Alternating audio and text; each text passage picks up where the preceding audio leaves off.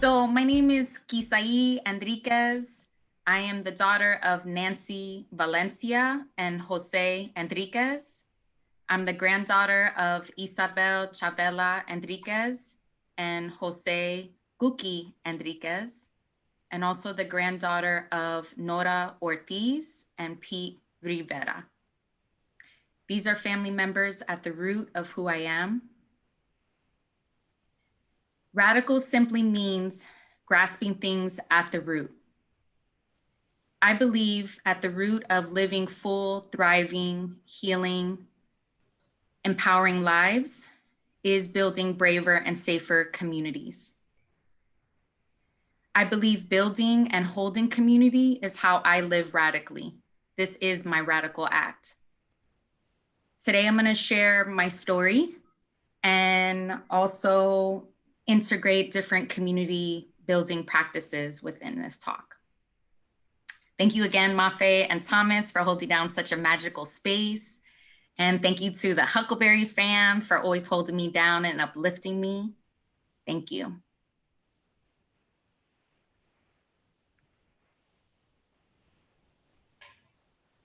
So I'd like to start with acknowledging and paying respect and homage to the indigenous people of the land that I occupy, which is called Yelamu Ramatush Ohlone, and what we now know as San Francisco.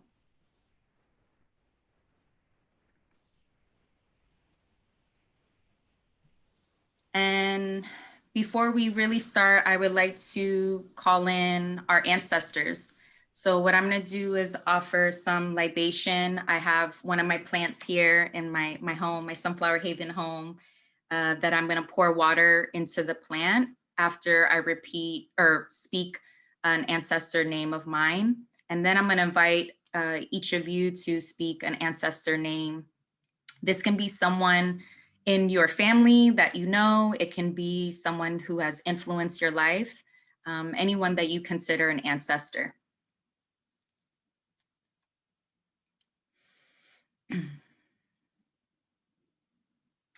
Hanova Novato, Ache. Elsie Novato, Ache. Rashad Harrison, Ache. Kelly Harrison, Ache. Pidi Elegua, Ache. Jose Henriquez, Ache. Chavela Henriquez, Ache. And then if you all want to speak your ancestors' names, you can unmic yourself or, say it to yourself without the mic on. But it's more fun if you say it aloud.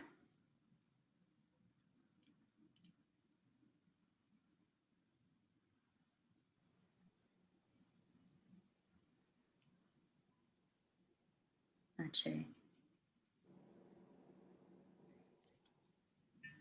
And then I want to acknowledge any of those ancestors we did not name or we do not know. Ache.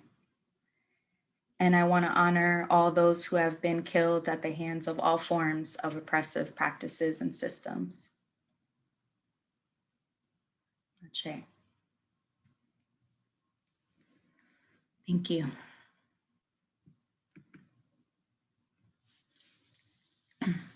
So crucible moments. Crucible moments, I believe, are moments in our lives that have been the most challenging, that have been the most transformational for us.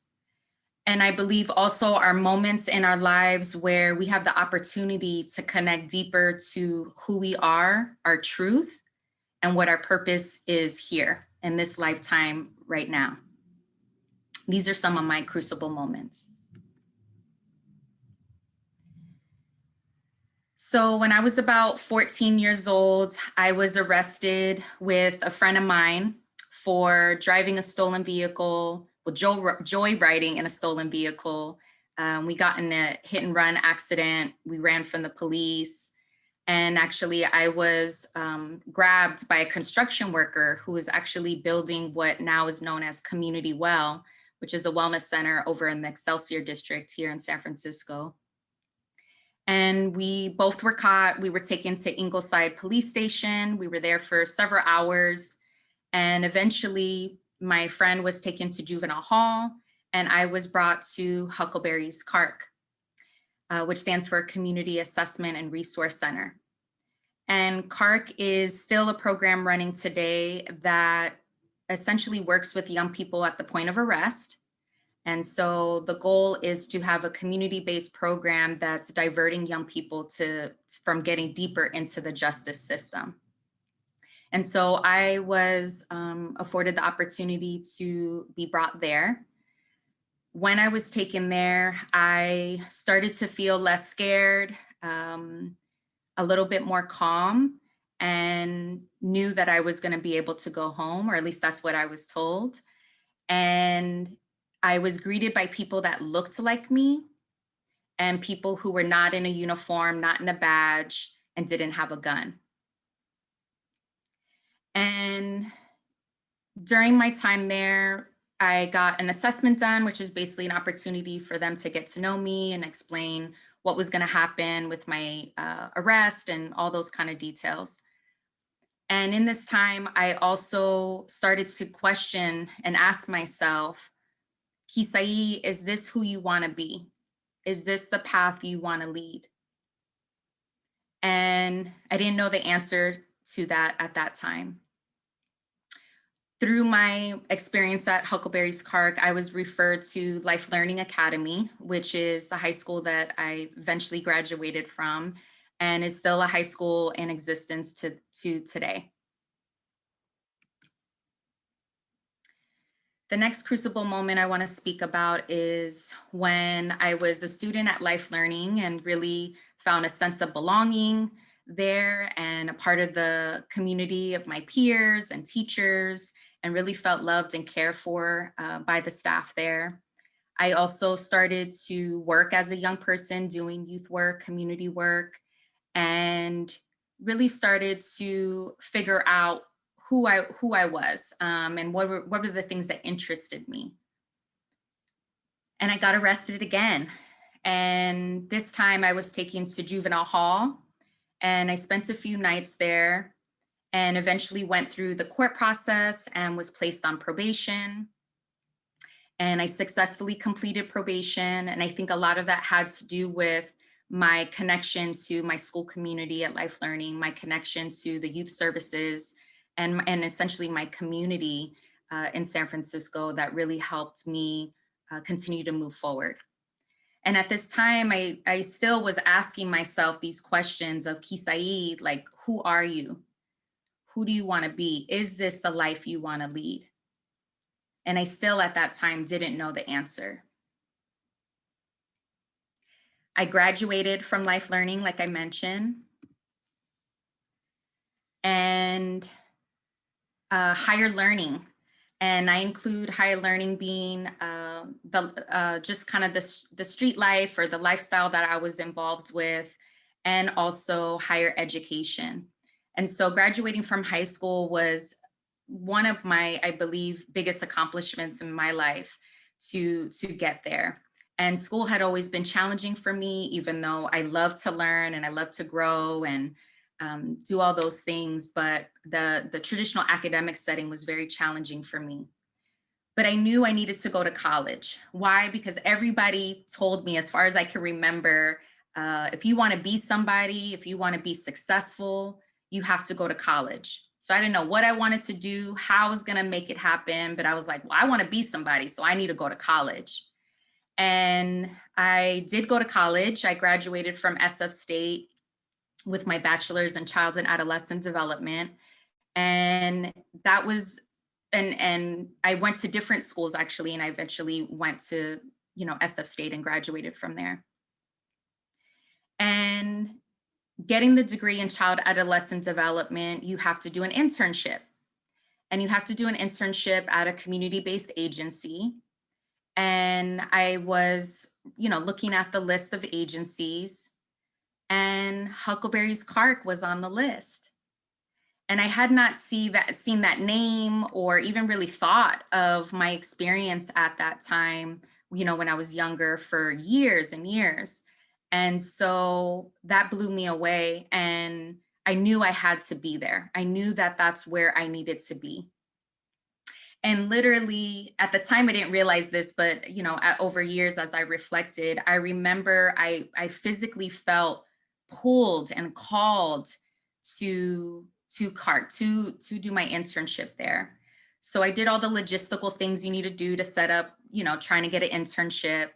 I showed up at I believe it's 121 Leavenworth. I can't believe I still remember that address, but anyway, I showed up there and I was greeted by Denise Coleman, who is my current supervisor right now and a fierce mentor of mine. Shout out to Denise Coleman and Mary Varelli.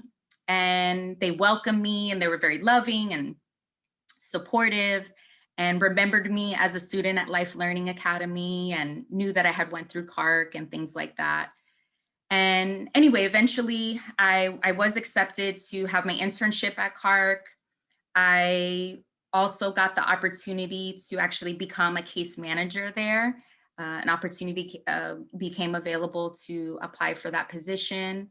And Stacy Shortino, who was my supervisor at the time, another fierce mentor of mine, trusted me and believed in me and gave me that opportunity to be a case manager there.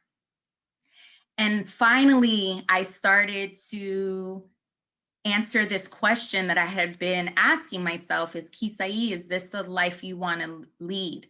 Is this who you are? Is this the lifestyle you want to be in? And being a case manager, I was like, hell yeah, I love being a case manager.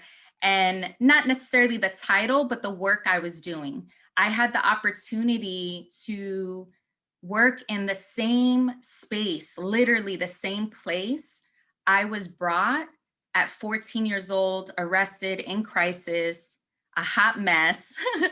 And I get to work there and help support and empower and connect young people to services, to school, just get them reconnected to things that matter to them.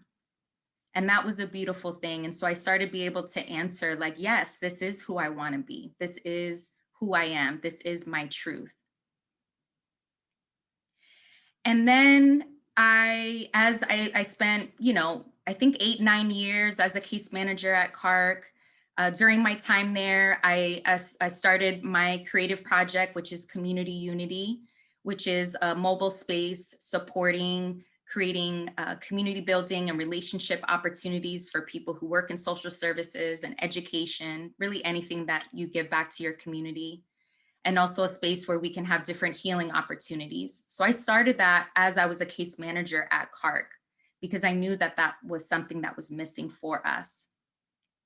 And then I made the decision I needed to go back to school. I wanted to have more options, more opportunities for me to do more than what I was already doing. So I decided to get my master's. I applied to school. I actually applied originally with the plan of actually starting a residential school that centered on social justice and art and nature for young people. I left school or my master's, actually then reimagining what I wanted my life to be. And I wanted to continue to do justice work and do healing work in my community, and also creating community unity spaces where us as providers, as healers, as hope dealers can have spaces for us to dig deeper and heal and get the work done that we need to so that we can create braver and safer spaces.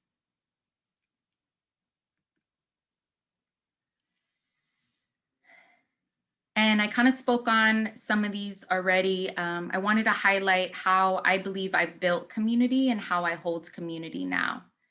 So I want you all to understand that I come from a family legacy on both my maternal and paternal side of healers, of hope dealers, of people that hold their community, where they open up their home to the neighborhood kids. They make sure that they got fed and they're taken care of, or that they're going to school.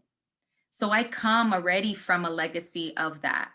I believe that my ancestors have pushed me and afforded me different chances and opportunities so that I can continue that legacy and finish what they were unable to finish or continue what they started.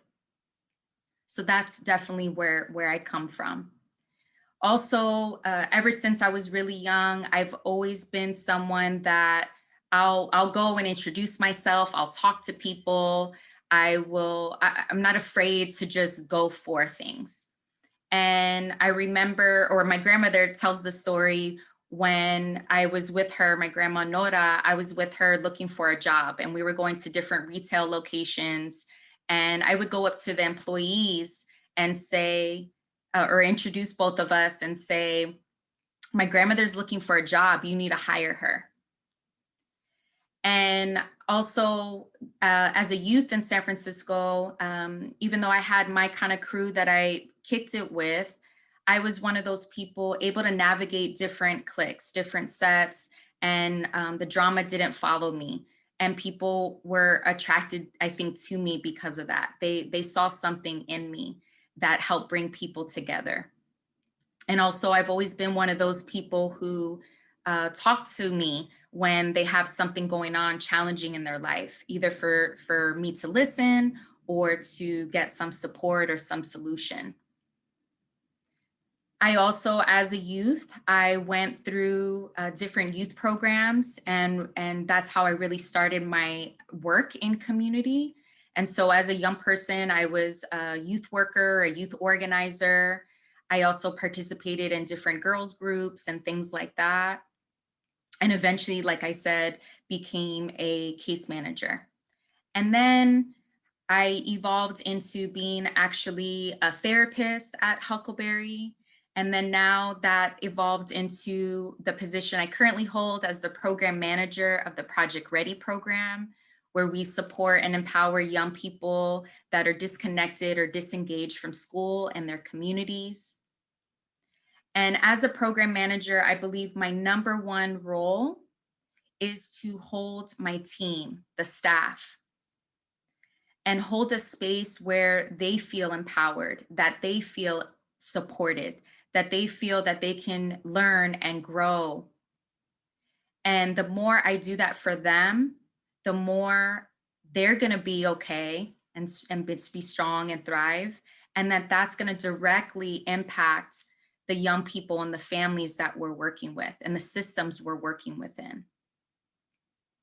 And also, of course, I hold my community through community unity, like I spoke about.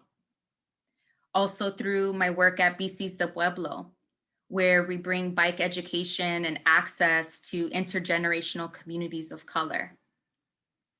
And I believe everything I do at the center of it is about building community, building connection, building genuine relationships.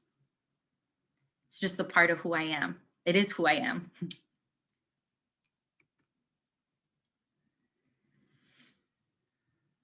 And I want to leave you with what I believe are the roots of building community. So there's always best practices in any kind of profession or creative things that we do. And there's probably a lot of ways that each of us, each of you, builds community. And I believe these are almost like the tenets or the values, the things that really ground and at the root of building community. So the first one is begin with yourself. So if you cannot be in community with yourself, if you do not love yourself, if you can't spend quality time with yourself, date yourself, love on yourself, you're going to have a very, very hard time doing that with other people. Okay, so you need to start with you. I also believe being in relationship with your ancestors, our ancestors. This also includes people who maybe by choice or by not, are not connected to their biological family.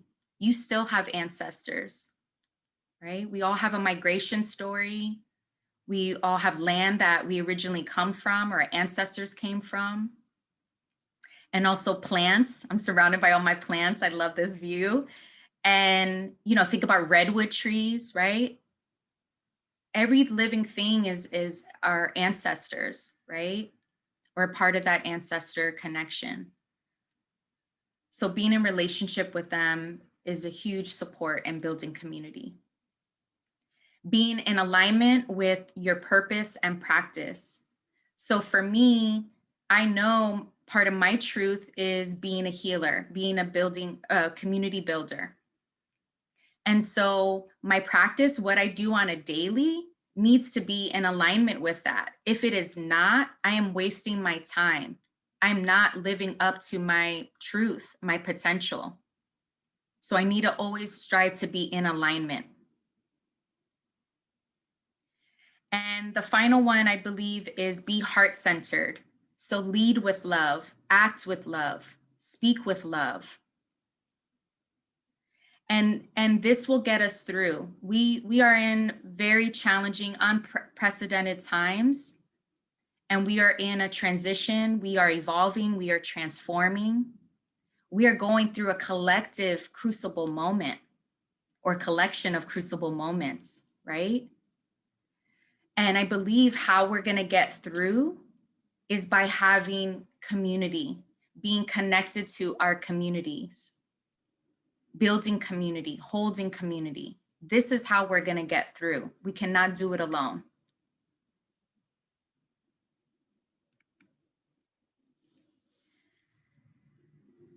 And now I invite us to close with doing a reflection.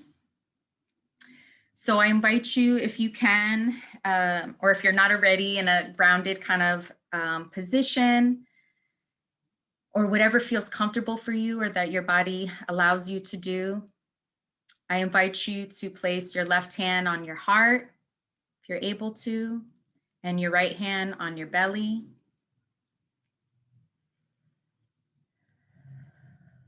And take some breaths. You can inhale up to 5 seconds. Exhale for 5 seconds.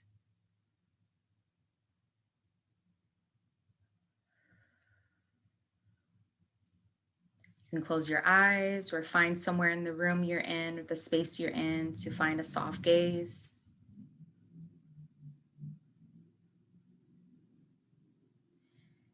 And I want you to reflect on, what did your younger self need that you can provide to yourself now?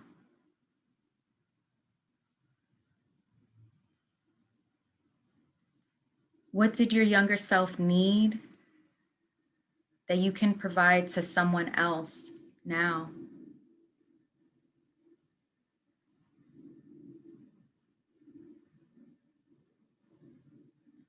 How are you holding community?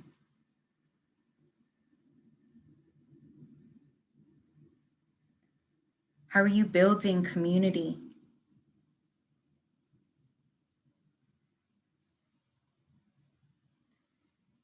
How are you being held by community?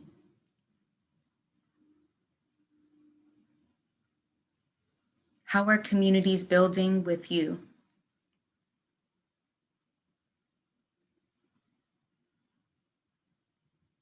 And take your time reflecting on those questions and any other thoughts or questions that come up for you. Feel free on your own time or the time now to journal. Just continue to meditate on this. And I believe we all have the power and ability to build community, and that we probably already are. We did it already today in the beginning activities, Thomas guided us through.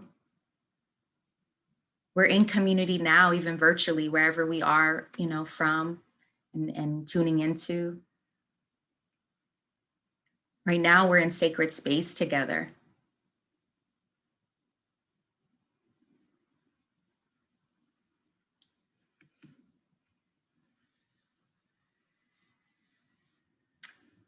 Thank you, thank you, thank you.